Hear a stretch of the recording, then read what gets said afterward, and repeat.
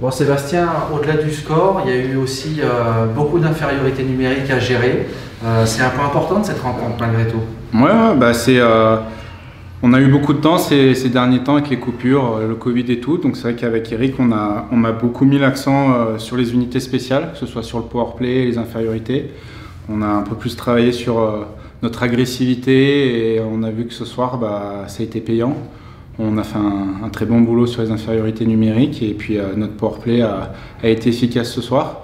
Donc voilà, le travail a payé ce soir. On a joué 60 minutes. C'est sûr qu'après la déconvenue à Briançon, on avait à cœur de remettre les pieds à l'endroit. Donc voilà, ce soir c'est ce qu'on a fait et c'est bien de pouvoir préparer le début de 2022 comme ça, surtout en voyant la semaine qui nous attend la semaine prochaine avec la réception d'Angers et la demi-finale de Coupe de France face à Briançon. Justement, Angers, ils se sont qualifiés donc pour cette finale Coupe de France. Vous les jouez vendredi. Ça reste un petit peu dans la tête. Il va falloir se préparer vraiment pour ce match. C'est un match test, ce match face à Angers. Bien sûr, c'est une équipe du top 3. On les a battus une fois. On aurait pu les battre une deuxième fois ici. C'est pas passé loin. On sait que ça va être un match. Il va falloir jouer 60 minutes.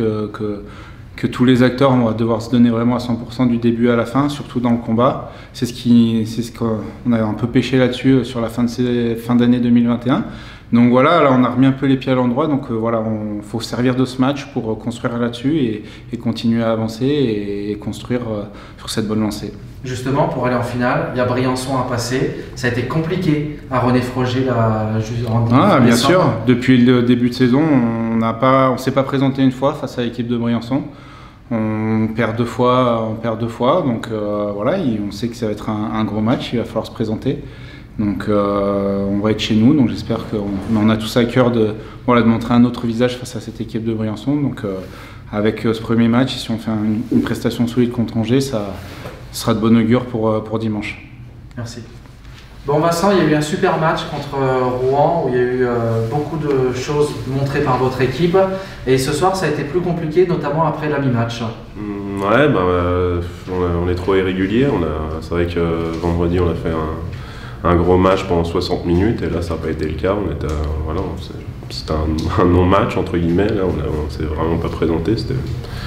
C'est pas normal de jouer un match comme ça vendredi et de faire totalement l'inverse aujourd'hui.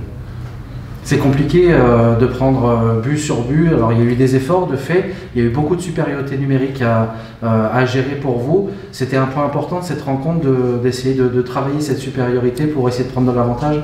C'est sûr, les unités spéciales c'est super important pour justement prendre du momentum ou prendre l'avantage dans le match. Là ça nous a desservi parce qu'on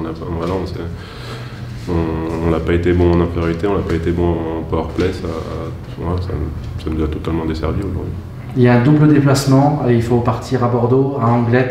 Ça va être deux matchs très importants pour la fin de semaine. Comment vous voulez l'aborder cette rencontre? Nous on n'a pas le choix, on a un peu on est un peu dos au mur, donc nous on n'a pas le choix justement d'aller chercher ces deux matchs, de tout faire pour aller chercher les 6 points ce week-end, parce que c'est vraiment deux gros matchs pour nous hyper importants. Merci. De rien.